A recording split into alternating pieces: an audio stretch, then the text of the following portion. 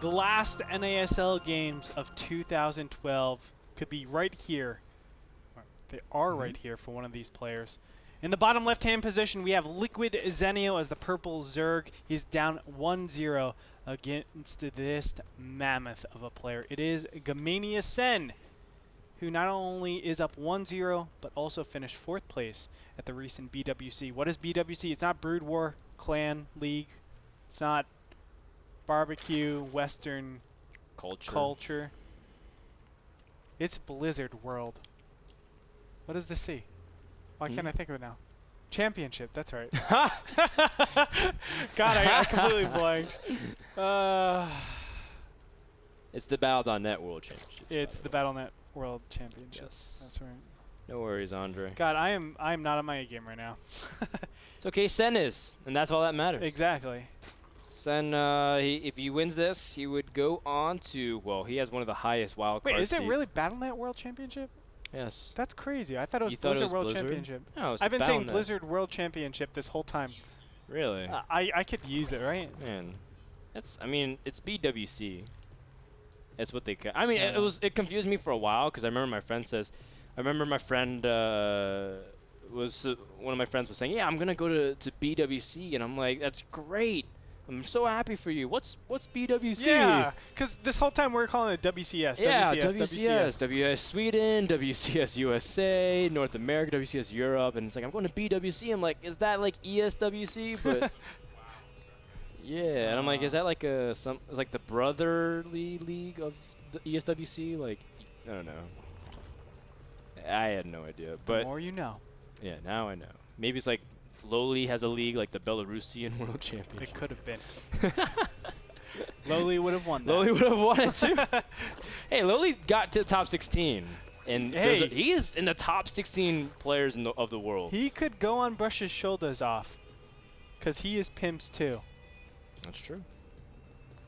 So yes, we had the Battle.net World Championships. Sen placed 4th. Lowly placed top 16. Zenio did not make it, but Zenio could make the top 16 of NASL. So it's all about how they play this series out. Now, Daybreak is a very safe map.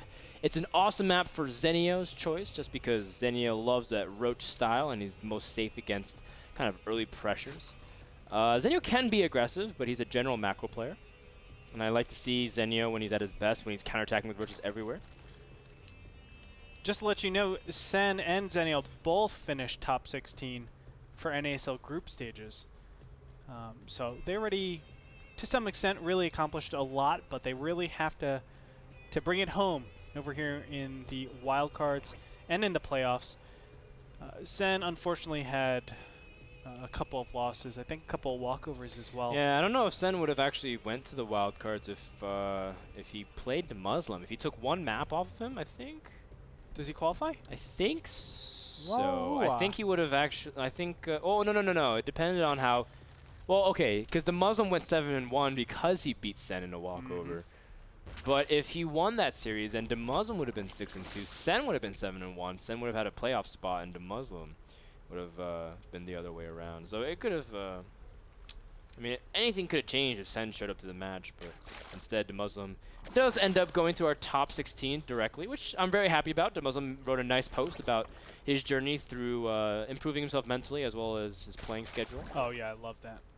I absolutely love everything that. Big fan of the Muslim. Ami Tambien. Now Sen is actually getting. Yo Tambien. Right? Andre. Oh my God. You're Spanish. You're supposed to be one of your language. It's like English is your second language. I can't say Ami Tambien. Isn't it yo Tambien? Me is like Yeah. literally I in English. Gosh. Yeah, it's okay, Andre. You're like assimilating into Spanish culture You that know way. what? I'm ashamed. Andre, I'm not we have a casting big anymore. Baneling war going outside the natural. I'll worry about your Spanish later. Oh, the Baneling gets in and destroys, makes a batch of drones very weak. The Zerling going in for sloppy seconds, but doesn't really get anything. Just a couple of Nobody drones. wants sloppy seconds. Yeah. A nice little fend off right here. He does get a lot of his drones kind of messed up there, but layers going down for both of these players. In the end, let's look at the income tab. Looks like no real difference. Slight differences in income, but of course that's because of gases. But for now, it looks like both these players will be just starting off pretty similarly, unlike last time around. Of course, last game, Sen just had a dramatic advantage with that lair timing, with the Spire tech already out. This time around, I mean, Daybreak, we can kind of expect that, right? Yeah, Daybreak map where just three bases are so safe. I mean, what can you really do to try to bust it?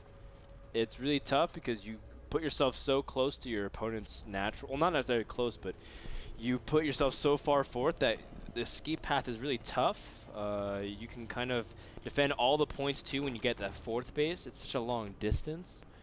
It's really funny too because Daybreak's deceivingly long. Like, you don't actually think it's that long. Yeah. But it just really is, man, from how windy it is.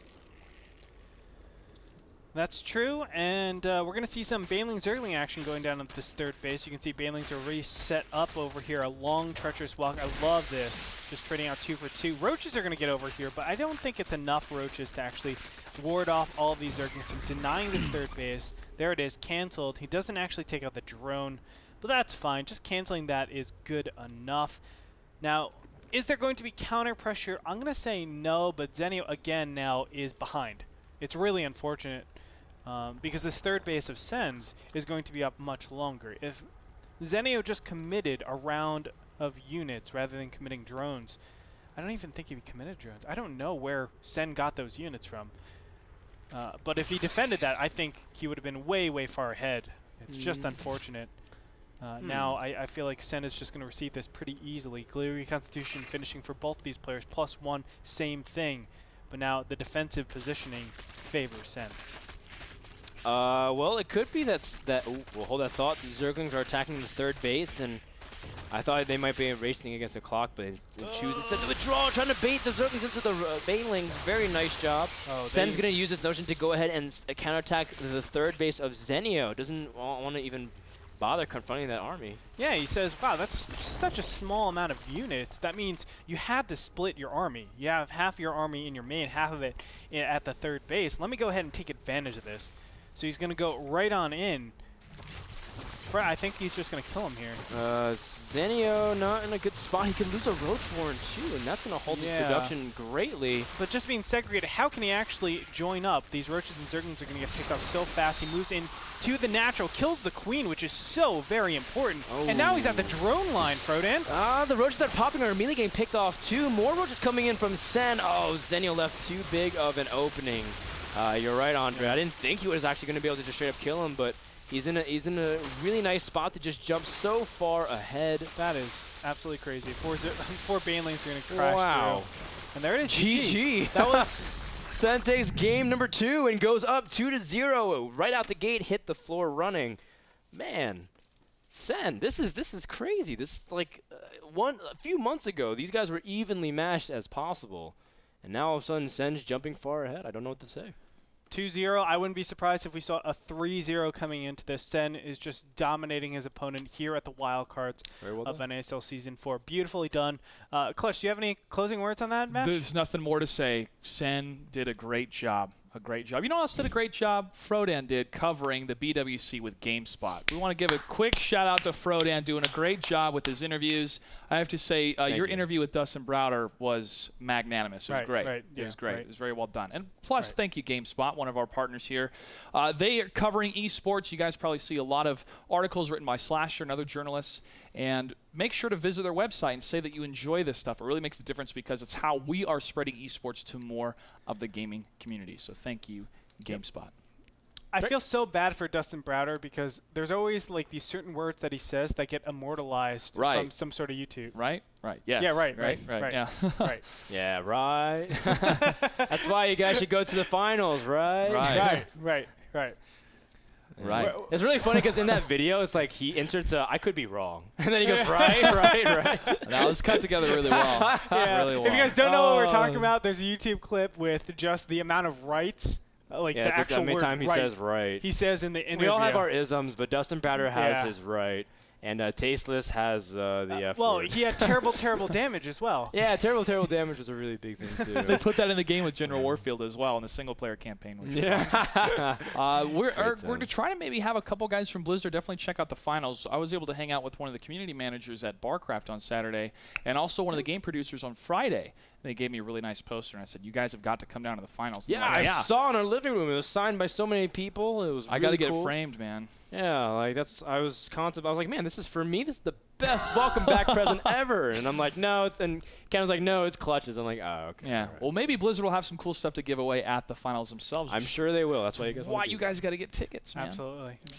They're going quick. They're going quick. Not only that, I mean, Blizzard has always been a huge supporter. Every single season, they're there when we're in California, and it's awesome. One of my friends from over there, Tom Chua, always comes. He's been at Season 1, Season 2, well, the times we're in California, and I expect them to be there. I mean, it's going to be awesome with them, as always. Thank you to GameSpot for providing coverage for NASL. I think you can watch all of the weekly matches if you just load up GameSpot.com/esports and click on StarCraft 2 and NASL.